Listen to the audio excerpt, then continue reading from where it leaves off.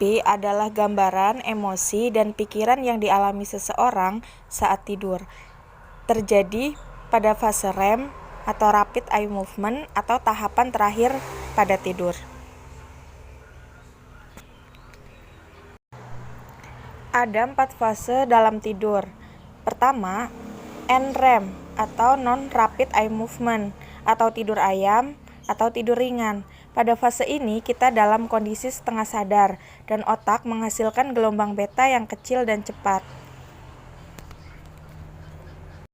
Selanjutnya adalah NREM 2, yaitu menuju tidur pulas.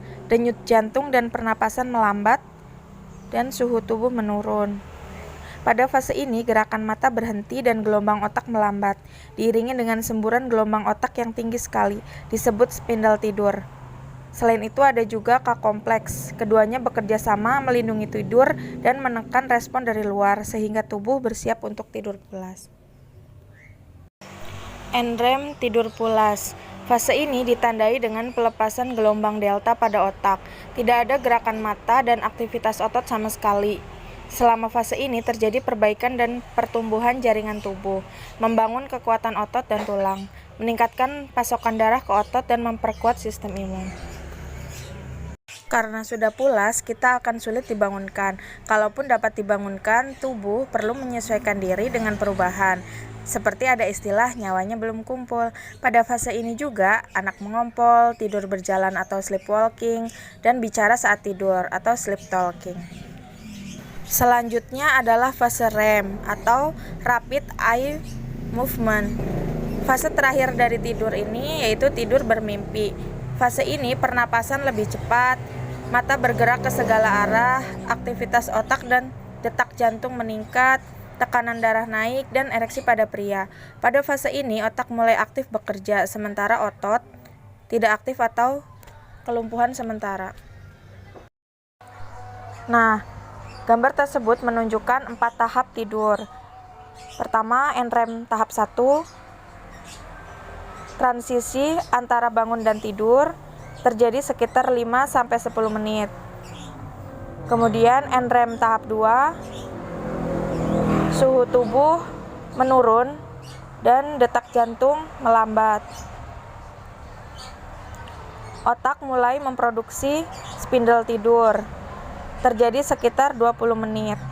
Kemudian NREM tahap 3, otot mulai tidak aktif, berelaksasi, kemudian tekanan darah dan detak jantung menurun dan tidur pulas. Yang terakhir adalah REM, Rapid Eye Movement.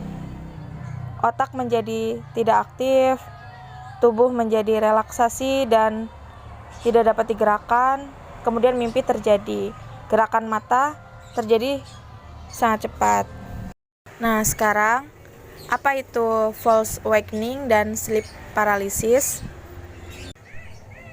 False awakening adalah kondisi yang membuat seseorang merasa sudah bangun dari tidur dan menjalankan aktivitas, padahal orang tersebut sebenarnya masih dalam keadaan tidur.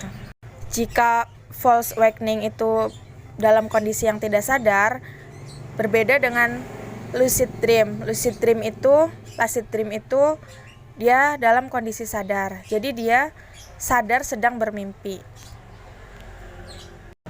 Apa itu sleep paralysis atau ketindihan? Adalah perasaan sadar tapi tidak bisa bergerak.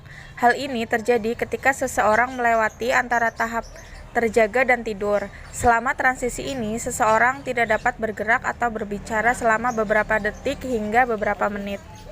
Gejala dari sleep paralysis ini antara lain sulit bernapas karena dada terasa sesak, berhalusinasi seolah-olah seperti ada seseorang atau sesuatu di dekatnya, masih dapat menggerakkan bola mata, dan merasa ketakutan seperti melihat hantu. Jadi, bedanya false awakening adalah kita merasa sudah bangun tetapi masih dalam mimpi, sedangkan lucid dream itu kita tahu kita sadar sedang bermimpi dan bisa bangun sewaktu kita mau, jadi kita bisa mengontrol. Sedangkan sleep paralysis itu kita tahu kita sedang bermimpi tapi kita tidak bisa bangun atau mengontrol tubuh kita. Jika kamu merasa terjatuh dalam mimpi, itu disebut hypnic jerk atau sleep myoclonus. Perasaan terjatuh dalam mimpi itu termasuk halusinasi hypnagogic. Selain itu, mendengar orang memanggil dan melihat kilatan cahaya juga termasuk halusinasi pada waktu NREM tahap pertama. Sedangkan sleepwalking, sleep talking, berjalan saat tidur, berbicara saat tidur, dan mengorok atau sleep apnea pada tidur itu tidak terjadi pada saat NREM 1 atau REM. Itu terjadi saat kita sedang tertidur pulas, jadi tidak sadar ya. Penyebabnya adalah hasil studi menunjukkan adanya aktivitas otak area prefrontal anterior dan parietal selama tidur, yang mana seharusnya minimum. Gangguan lain seperti sulit tidur atau insomnia, sleep apnea, atau berhenti bernapas sesaat kemudian normal, dan juga stres berpengaruh dalam hal ini. Solusinya adalah rileks, tenang, dan istirahat yang cukup. Jadi tidak boleh stres ya. Sudah tahu kan sekarang istilah-istilah dalam tidur? Cukup ya. Terima kasih sudah nonton. Jangan lupa pencet tombol subscribe, like, share, dan komen. Bye-bye.